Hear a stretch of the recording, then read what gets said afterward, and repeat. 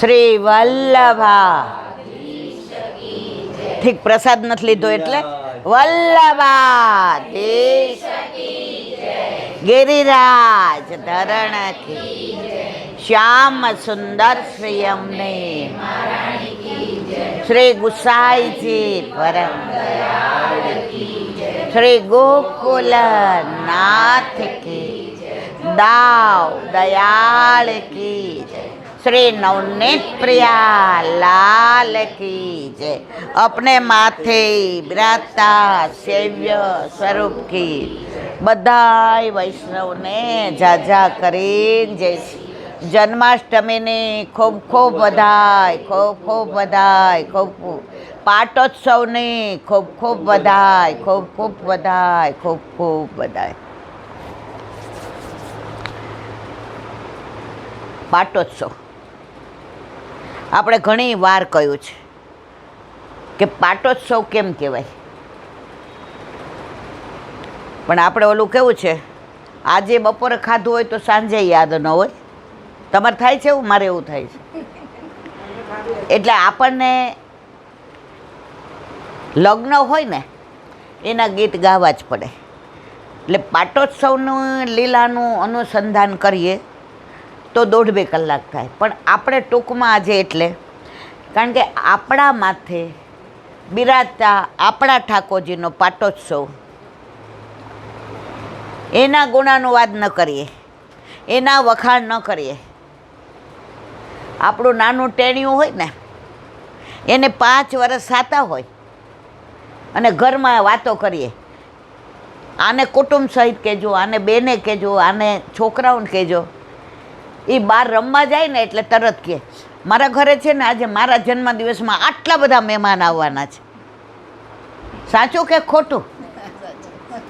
એને એ નથી ખબર કેટલા આવવાના છે, કોણ આવવાનું છે, કયા સંબંધે આવવાનું છે, એને નથી ખબર.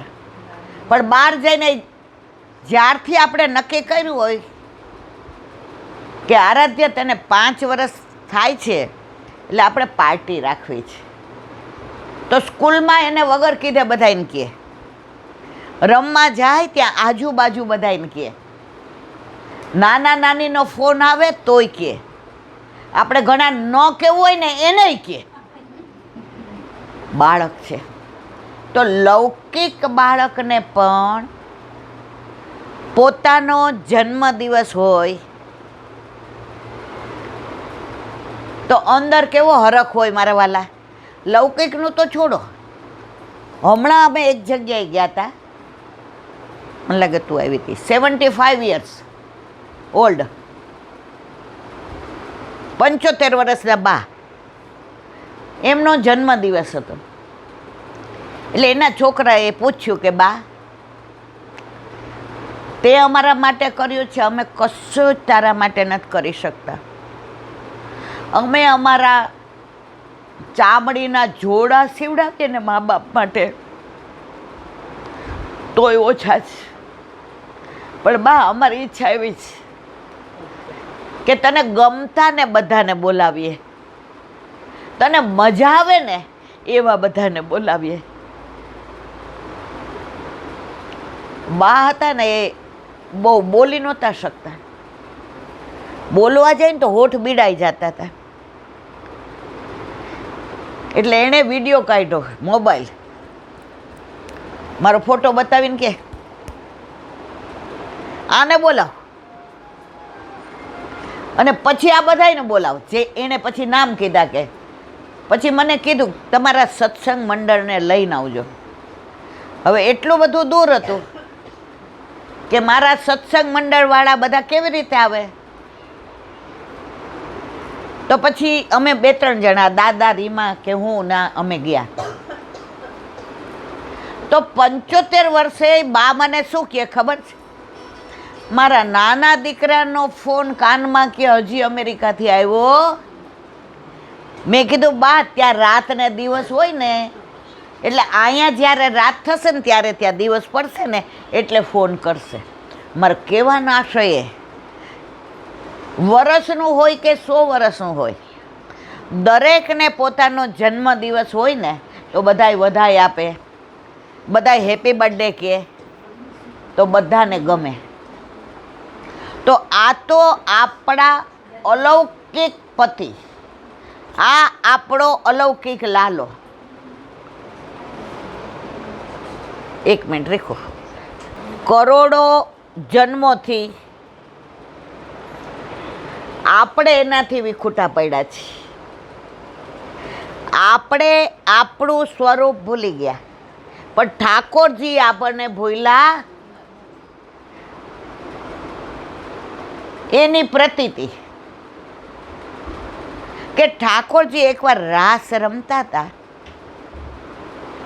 તો ઠાકોરજી ઉદાસ થઈ ગયા. તો યમુનાજીનું ધ્યાન પડ્યું કે પ્રભુને આજે રાસમાં આનંદ નથી આવતો. એટલે એમણે સામનેજી સામે ઈશારો કર્યો, પ્યારેજો આજ પ્રભુ કો મુँह इतो क्यों उदास है. સામનેજીએ જઈને ઠાકોરજીને પૂછ્યું. ઠાકોરજી કે પ્યારેજુ, આપણાથી કરોડો વર્ષોથી જે જીવ વિખૂટા પડ્યા છે એ ભૂતલ પર આપણને ભૂલી ગયા છે, પોતાનું સ્વરૂપ એ ભૂલી ગયા છે. ક્યાંથી આવ્યા, ક્યાં જવાનું, શું કરવાનું, આપણું કર્તવ્ય શું.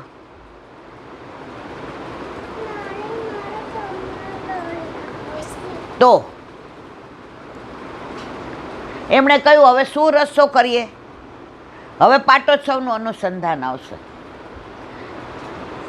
તો સામનેજી સ્વરૂપ કોણ? વલ્લભ.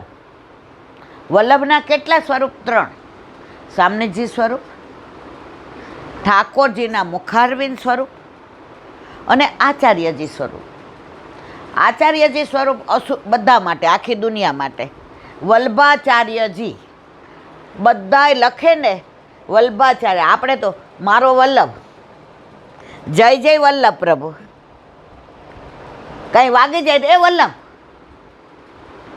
માંદા પડીએ ને ઓલા સોયા ઘાલે ને આમ સહન ન થાય, ચામડી ઉતરી જાય, વલ્લભ વલ્લભ. આપણે વલ્ભાચાર્યજી વલ્ભાચાર્યજી નથી બોલતા. બોલીએ તમે કોઈ બોલો છે? શું યાદ આવે? વલ્લભ વલ્લભ. તો આખી દુનિયા માટે આચાર્ય, આપણા માટે સામનેજી સ્વરૂપ એટલે કે આપણી માં. નાના હતા ને કોઈ મારે કરે ને રોતા રોતા એ મમ્મી માં, બાપા આમાંથી કેટલા કહેતા હતા? સાચું કહેજો. હે?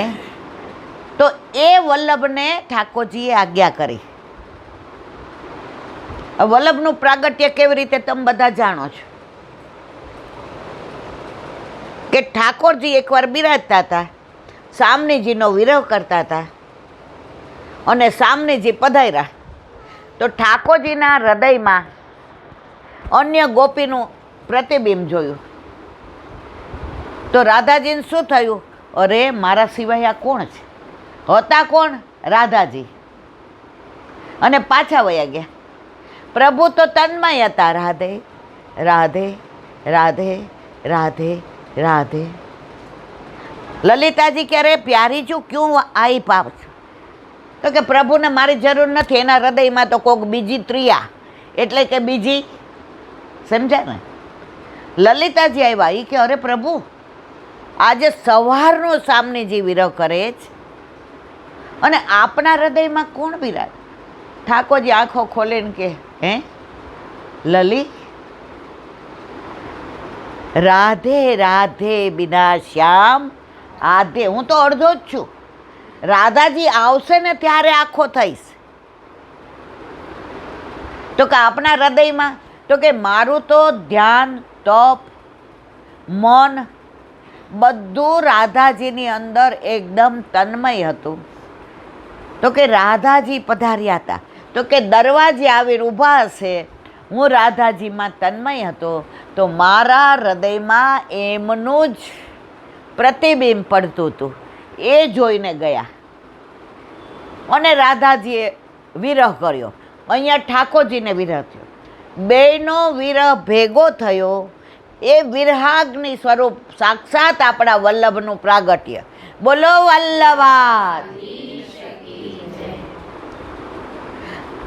અને કહ્યું, બીજા દેવોએ ના પાડી કે આ બધા જીવો ભૂતલ પર કરોડો જન્મોથી વિખૂટા પડ્યા છે, તો પોતાનું સ્વરૂપ ભૂલી ગયા. એટલે અમારું સામર્થ્ય નથી કે અમે એક એકને શોધીને ગોવર્ધનનાથજીના હાથમાં સોંપીએ. સામર્થ્ય કોનું છે? વલ્લભનું. તો વલ્લભને ભૂતલ પર મોકલા. વલ્લભ કે હું આપના વિના નહીં રહું. તો 1535 ચૈત્ર મહિનાની કૃષ્ણ એકાદશીએ વલ્લભનું પ્રાગટ્ય ચંપારણમાં થયું. એ જ દિવસે ગિરિકંદરામાંથી ને ઠાકોરજી, તો ઠાકોરજી અને સામનેજી એક સાથે ભૂતલ પર પધાર્યા. કોને શોધવા? આપણને. હવે આવ્યો પાટોત્સવ. આનું અનુસંધાન જોજો. યાદ છે બધાને મેં કહેલું છે કે ફરી કહું?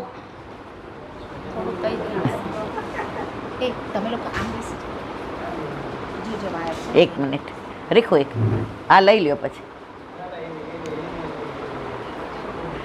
આ બાજુ અવતાર એ પૂર્વી નીચે જોજો. બેસે બેસે મૂંઝાશું. આવી જાઓ. ખુરશી ત્યાં છે. હા. તો પાટોત્સવ આપણે કરોડો વર્ષોથી વિખૂટા પડ્યા હતા. આપણે આપણા અને ઠાકોરજીના સ્વરૂપને ભૂલી ગયા હતા. ઠાકોરજીએ વલ્લભને મોકલા. તો ઠાકોરજીને જે આપણો વિરહ થયો, આપણા વિના નહોતા રહી શકતા. આપણે એને એટલા બધા યાદ આવ્યા હતા. આપણો વિરહ ઠાકોરજી સહન નહોતા કરી શક્યા. એમનામાં વિરહાગ્નિ પ્રગટ થયો, પણ આપણામાં હજી થયો. જેના ઘરે નથી બિરાજતા એના ઘરે હજી થયો. આપણે નહીં કહેતા પ્યાર કરને કા બહાના નહીં ચાહીએ, પ્યાર यूं ही हो जाता है. પણ જેને વિરહ ન થાય બહાના કાઢે. મારે આમ છે ને તેમ છે. લગ્ન કરવાનું હોય તો ન કે હમણાં મારે નથી કરવા એમ. તો મારા વાલા, હવે આપણને એટલો વિરહ નહોતો. આપણે આપણું સ્વરૂપ ભૂલી ગયા હતા. ઠાકોરજી રાહ જોતા હતા કે હવે હું આને ક્યારે યાદ આવું.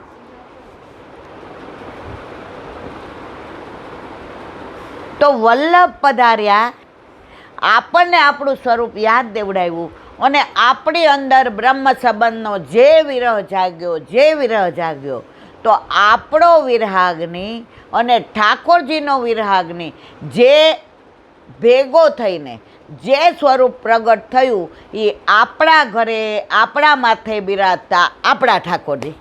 સમજાયું બધાને મારા વાલા? હવે જુઓ,